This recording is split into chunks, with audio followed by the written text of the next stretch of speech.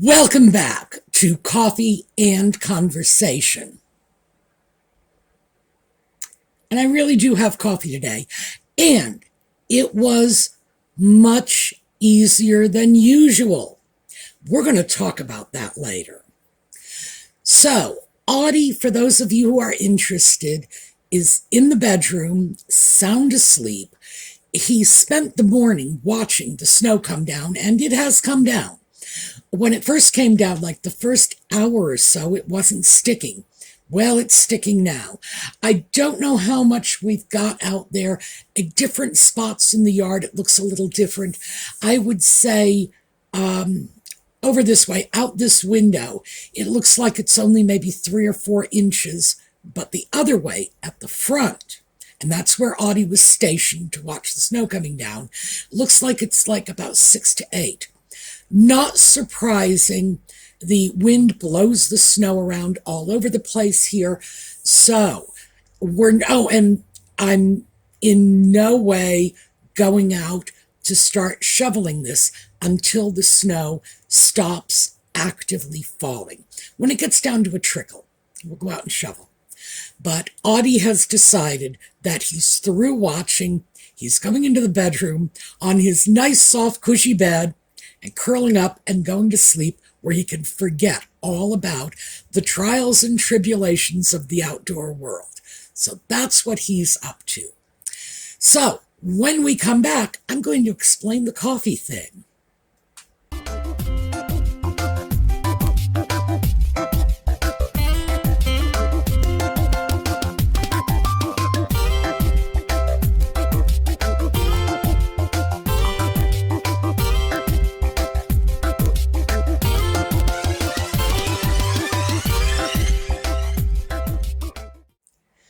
So here's the coffee, here's the black cat.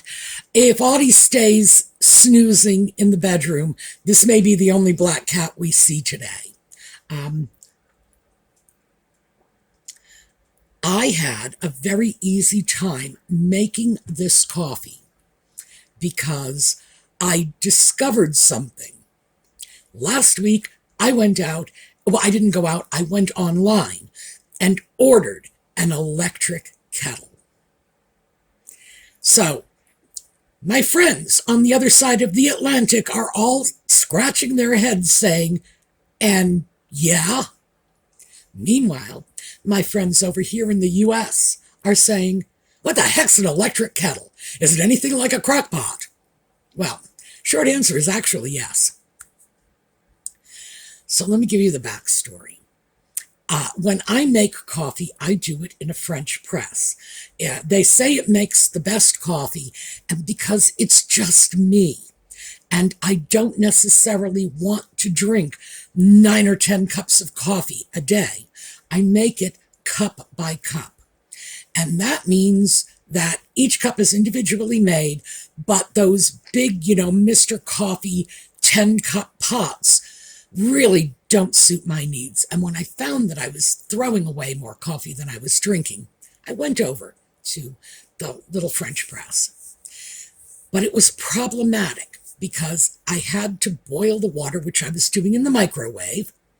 And the way you do that is usually you just throw the water into a large measuring cup, take it out, scalding hot, because a microwave can heat water. This, by the way, save this. This is valuable information. A microwave can heat water to a much higher temperature than you can get on the stovetop or in any other open air space. Because when the whole point of boiling water is the air, evaporates or no, it doesn't really evaporate.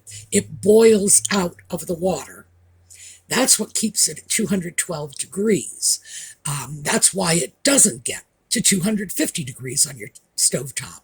Oh, it can get a lot higher than that in your microwave because it heats differently, so the air is not boiling out to keep it at a stable temperature. That was probably a very garbled explanation. But, by the way, I will go over this again and make sure that, garbled though it may be, at least it's factually correct. But A microwave can heat water a lot higher than 212 degrees. The reason this is important is because if you think getting scalded with 212-degree water is bad, imagine how much worse it is if the water is at 300 degrees. And most of us have become so dependent on our microwaves, we don't have a sense of the danger that presents. Anyway, so I was heating my water in the microwave, meaning that I was taking this scalding hot cup of water out of the microwave, pouring it into the French press, and it was starting to look pretty dangerous. And then, and here's where we involve our friends in Australia. And then I was watching a documentary on Barry Gibb. Well, it's all of the Bee Gees, really. But Barry Gibb was severely scalded in an accident with a teapot when he was a child, and apparently it was extremely bad. I suppose, there is an upside with every downside, because his genius as a songwriter may have come from that period of recuperation time that he spent just, playing with the world inside the space between his own ears. Who knows the extent to which that long recovery might have contributed to his musical genius. It very well could have. So I like to find a plus side when there's a minus. Regardless, I was still thinking about that, and it occurred to me I had to find a better way to do this, because frankly, I had probably happened upon the most dangerous way to make coffee known to man. The only thing that would have been worse is if I had decided to bring wood into my kitchen and light a fire in the middle of the kitchen floor to heat the water. And after I finished my Barry Gibb movie, I moved over to a video from a young British woman who does videos about her experiences on cruise ships. Her name's Emma, and I believe the channel is Emma Cruises or something like that. And she was talking about kettles in cruise ships, which you will have if the cruise ship is English, but you won't have if it's American, which I understand because she's talking about kettles and I have no idea what she's running on about. And then I realized that our friends in the UK, because they are tea drinkers, have got this whole boiling water thing down to a science, and not just a science, but it's a lot safer. So yes, I got a kettle. And it's not that kettles are unknown here, electric kettles anyway. It's just that I don't know anyone else who has one. I have never known anyone in the United States with one of these contraptions. Now, mine is lovely. It matches my 1933 stove. I'm so happy with it. It actually heats the water much faster than the microwave does, and because it's large and it has a handle, it's designed for safety. Great. So I've got my coffee and I am thrilled. Now, the reason these kettles are not really popular in the U.S. is we're not big tea drinkers. You send us a boatload of tea, and you know what we're going to do with it? We're going to toss it in the bay. That's what we do with tea. But that boiling water thing for beverages is just not part of our daily lives. Our coffee makers do this all for us. When we put water into the machine, we put it in cold and take out a completed cup of coffee. It's like, oh, look, like magic. So I decided I had to deal with this. I can't tell you how pleased I am. And it was so obvious. After all, the folks in the UK have been boiling water and drinking tea for a long time. Of course they know how to do it. So now I am adopting their technology, and I'm very, very satisfied with it. I'll show you a picture of the kettle, and I'll make sure to make a note of the price. It was not very expensive. You don't have to get it in green. I was, in fact, extremely lucky to be able to get it in green because it matches my stove. Other people might not want green, but I would say if you are in the habit of making coffee, tea, anything that involves you carting around a cup of boiling microwaved water that may well be over 300 degrees, oh my goodness, get yourself a kettle. If for no other reason than the peace of mind and for Barry Gibb. All right, so let's move away from this. I'm going to take a brief nose blow break because, no, I'm still sniffling with my cold, but I'll be back in a second. So, nose is blown. I took a sip of my absolutely delightful coffee thanks to my brand new kettle. And now let's just chat a little bit about the weather, because that will lead us into the topic for today's disjointed ramble. Okay, the snow is still coming down. We do not get a lot of snow here. I am in south central Pennsylvania. There are parts of Pennsylvania that are up in the mountains, up to the north. There are parts of Pennsylvania that get weather very similar to upstate New York, which is, gosh, that is like, if you're Scandinavian, it's like the pits of hell, because in Scandinavian mythology, hell is frozen, it's not on fire. So, yeah, I can only imagine herding a bunch of Swedes, Danes, Norwegians, Icelanders into upstate New York, and they are all going to think they have died and haven't been very good while they were alive. That is Scandinavian hell, freezing cold. But around here, it's much more temperate, and we don't often get snow like this. So I was taking a look at my shoes lately, as you know, trying to weed out the ones that are not working for me and trying to pay a little more attention to what is. And that brought me into this whole world of boots. When I was a kid, many of you are my age or close to it, and you will remember this.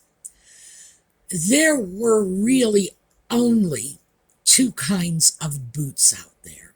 There were work boots, and we all know what they were, the boots lumberjacks wear and so on. Also, totally different kind of boot, the kind that like fishermen wore, hip waders, things like that. But for us as small children, there were little red rubber boots that we pulled on over our shoes and buckled in place. And our moms, and here's where it gets dicey, our moms had similar boots that were usually black, often with a little fur trim around the ankle, and they were designed to accommodate the high-heeled shoes of the era. And that was it. My mother always referred to them as galoshes. I don't know why she never called them boots, but certainly she did use the term boot when she was talking about those lumberjack men's work boot things. But that was boots. Boots were not a fashion statement. I mean, unless you want to count that little fur trim around the edge of mom's galoshes, which I guess was pretty spiffy for the times. But a boot was not something you wore as a fashion statement. You didn't say, well, here are my high heels, and there are my loafers, and here are my boots. Totally different category. And then in the 60s, we actually started seeing boots as fashion statements. I think the very first boots that came out as fashion statements were the Chelsea boots. And like everything in the 60s, it came out of London. And then later, of course, we had go-go boots. And the thing about these boots is you wore them in place of shoes. So, and you wore them without specifically needing a boot. So you didn't need to wear them in the snow or the rain. You could wear them on a pleasant summer day. They were a shoe alternative. And then as time marched forward, we started seeing boots becoming less useful and more fashionable.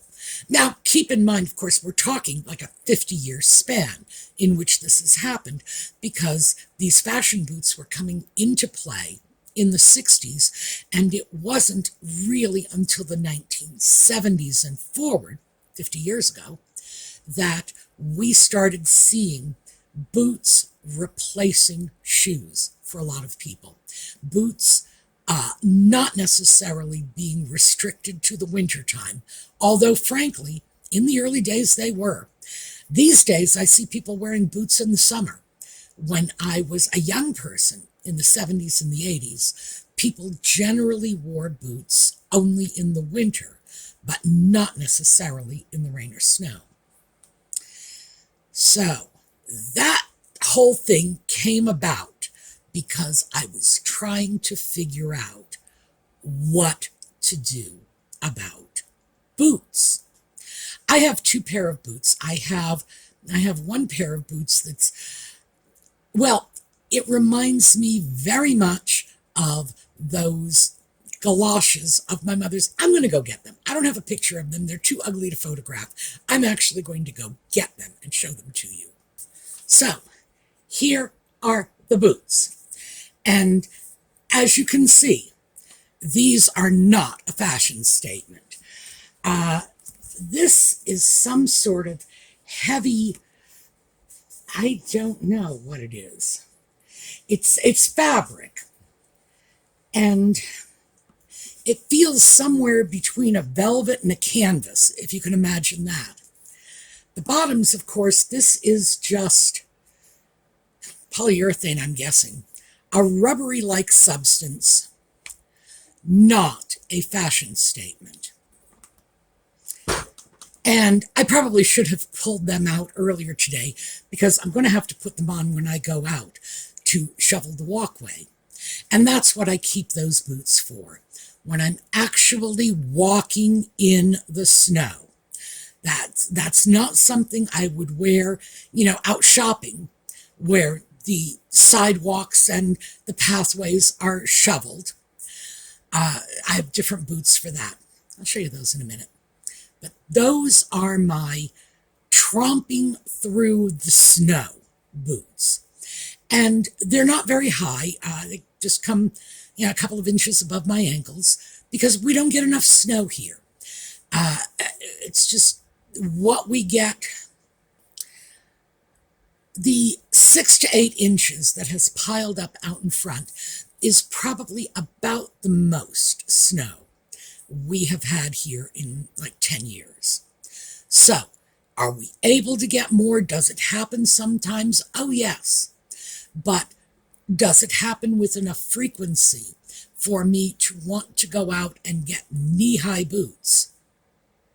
That's what I was wondering about. Should I do something about these boots? Now, those boots are perfectly serviceable. Ugly as sin, but they will keep my feet warm and dry for the 10 minutes it will take me to shovel a path from the front door out to the street, which frankly is all I use them for, because I don't tromp around in the snow. Not like I did when I was 6 or 7 years old, when snow boots and snow pants and, oh gosh, I'm sure everybody remembers that scene from A Christmas Story, and little Ralphie all bundled up. Yes, that's what life was like when I was a child. So I'm not really sure I need to go off and get higher, taller, more winter serviceable boots. But here's the thing. I don't think I'm going to be able to find them. You all know that I watch YouTube videos from the young fashionistas, because I don't want to be stuck, looking even older than I am. So I try to pay attention. Many of these young fashionistas are in Canada. Sorry about that, another quick nose blow. Toronto, for some reason, seems to be home to many, many successful YouTubers. Don't know what that's all about. Well, maybe. I suppose if you stop and think about it, Canada has long, cold winters where there's there's not an awful lot to do, except maybe make YouTube videos. Maybe that's why it's happened. But you would think with all of these Canadian fashionistas, I would find some good snow boot ideas. Nope, nope, nope. I think I'm going to have to go find, the Eastern European videos for this. Maybe they have some cadre of Russian fashionistas. Maybe those are the ones I should be following. But I started looking all over the place just to get some notion of what a good serviceable pair of winter boots that would come up a bit higher than, the few inches that these do, and would actually offer some winter protection. Not finding that.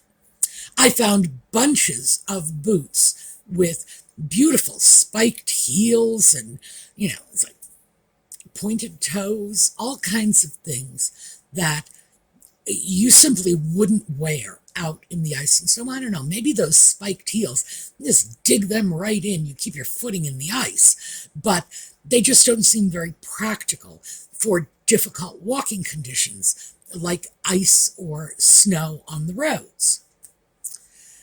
So I am now wondering, in part, I am wondering simply because it finally just dawned on me, but we've had a lot of changes since I was a small child. And these are societal changes. And these changes, I think, have had an impact on boots and the serviceability of winter boots. One of the big ones is everybody drives these days. When I was young, not everybody drove. Not every family had a car. Most families did, but not all. And again, not everybody drove.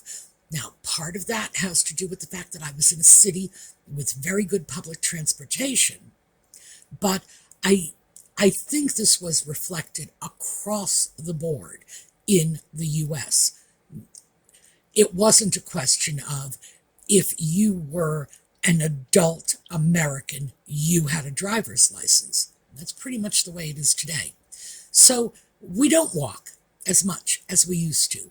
We walk from our houses to our cars, from our cars to our offices and back to the car again.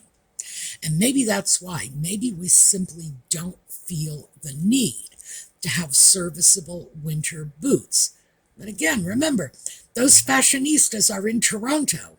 So I know that because Toronto is a city, and it's not all that different. I was about to say the other New England cities, which gives you a New Englander's perspective on Canada. We always considered Canada just not even to be a separate country, just like another state to the north of us, because the access was so easy. But anyway, Toronto as a northern city, just about on a parallel with many of the New England cities, they probably do have public transportation. They probably do have a population, because they're in the city, that does a little more walking than, for example, places like Southern California, where absolutely everybody really does drive. So it may well be that our need for boots is different, that it's changed, that this is no longer going to be a factor in our lives. And we had the luxury of redefining work boots, snow boots, rain boots as fashion accessories, taking them to the next level in terms of fashion accessories. Because remember, our first efforts there were the Chelsea boots and the go-go boots. Come a long way since then. But they are definitely fashionable items now, far more than they are practical. So let me show you a couple. I'm not going to tell you how much these cost. Actually, I might look it up. I got these from the Neiman Marcus website. And this first one is a pair of Burberry boots. And I don't think these are very practical in terms of winter boots. I love the lack of heel so that you could consider walking through snow in them. But the fabric uppers, I don't think that would offer a lot of protection. But who knows? The fabric could be treated. That might not even actually be fabric. But yeah, that looks like it might possibly be a practical boot. I found another pair. I think these are Prada's. If I'm wrong, I'll put a note about who manufactures these. Again, the Neiman Marcus website. And they too look a little more practical than most. Oh, and by most, let's just take a look at the Louboutins and the Jimmy Choos. Not very practical. So I don't know, it's like I'm starting to wonder, is my quest for a serviceable pair of boots just like a pipe dream? Is this something that is just not out there? That if I do find a pair of boots that will keep my feet warm and dry if the snow comes halfway up to my knees, are they going to be like the ones I just showed you, ugly as all get out? I keep them hidden in the back of the closet. They come out when I need them. In fact, I needed them today. And, well, you saw yourself, I hadn't even gone in and pulled them out. I have now, so. But, yeah, they live in the back of the closet. I do not deal with them unless I really have to. I do, however, have a pair of winter boots, and I will show them to you. I've had these since 2018, so I've had them for a while. And, in fact, they're not good for a New England winter. These are not boots that could get me through a winter in Boston, a winter in New York, like a winter in Albany, no chance. And they're fine for around here because they have sturdy, very well corrugated soles for a lot of grabbing in the ice and snow. And because of the way they lace, they're very easy to get on and off, unlike most boots. And coming from that generation, when we had to cram our feet into little red rubber boots and then strap them around ourselves, getting in and out of them easily is a big priority for me. So that is what I am dealing with in terms of it's snowing outside and I need to go to the store. The ugly boots do not come with me. They don't leave my yard. I'm just too embarrassed to be seen in public with those. But the other ones, yeah, I can handle dealing with them out in public. So that is sort of my quest for boots. What has gone on? And although I may want a nice, serviceable pair of boots, not badly enough to, one, pay the prices Neiman Marcus wants for those Prada boots, not even close, or to sacrifice serviceability for attractiveness. And I'm starting to feel like that's my choice. Until we hit a point where, serviceable work boots become stylish, I think I'm caught between a rock and a hard place.